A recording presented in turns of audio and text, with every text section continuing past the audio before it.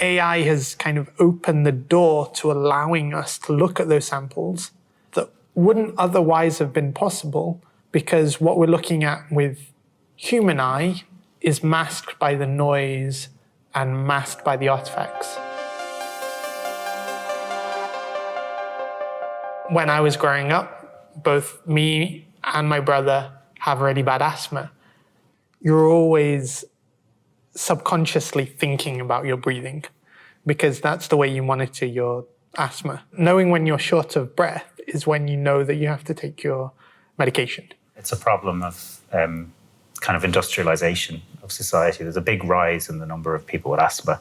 It is an issue. We've had some very severe issues of children dying with asthma, uncontrolled asthma, which really shouldn't be happening. And a lot of that is related to urbanization of populations, as well as smoking. So while smoking is decreasing in Western economies, there is a rise in smoking in developing economies. They can't necessarily afford the ongoing medication. We need to bring more generic products onto the market because they help to lower the cost.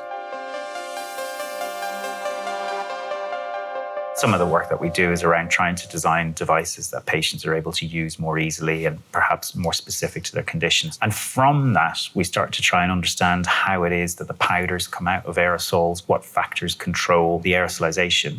And we wanted to be able to predict really how powders were going to behave and how formulations were going to behave to help the pharmaceutical companies undertake their R&D for new products, but also to try and help generic pharmaceutical companies understand how products work. I think that the problem with working with inhaled products is that they tend to form agglomerates of powders. We came up with this issue that really nobody has been able to look inside these powders before to understand what the structures of those powders are, even though it's so important for how the aerosols behave and how they're generated. We were stepping into the unknown.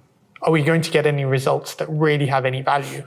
But research is always like that. It's always taking one step and just trying to push the boundaries just a little bit to see. I guess we started to look at X-ray microscopy as a way, and X-ray computed tomography in particular, as a way to start looking inside those powders. That's when we started to work with our colleagues up in Manchester. I started the INFORM project to really inform how it is that particles are interacting within those inhalers.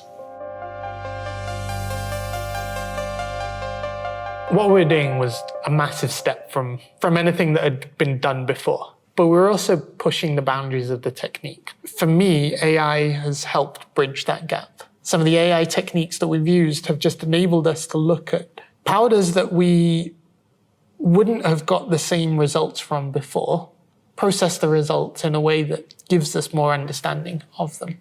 And yeah, just being able to see those edges of the particles and how they're interacting was like mind-blowing in some ways. We had all this data that we hadn't done anything with because we couldn't get out good images. Slowly, as the AI techniques have been developing, we've been taking these older data sets that we've collected and putting them through. And that one that I showed you, your reaction with, it appears like it's magic, but it's actually helping to take out the data that's being masked by noise and other artifacts like that, and enable you to just see what's important in the final data. It's really only because of the AI that I've been able to see where the drug particles are within a blend without having to break that blend apart. I'm able to see where the drug sits within a pharmaceutical formulation, and I can use that to understand how that formulation works. And that would not have been possible without the AI tools. Both of us as scientists, we like to push the boundaries of what's possible. I think for this project, especially because we were taking such a step into the unknown, if somebody said, that's not going to work, let's try it anyway.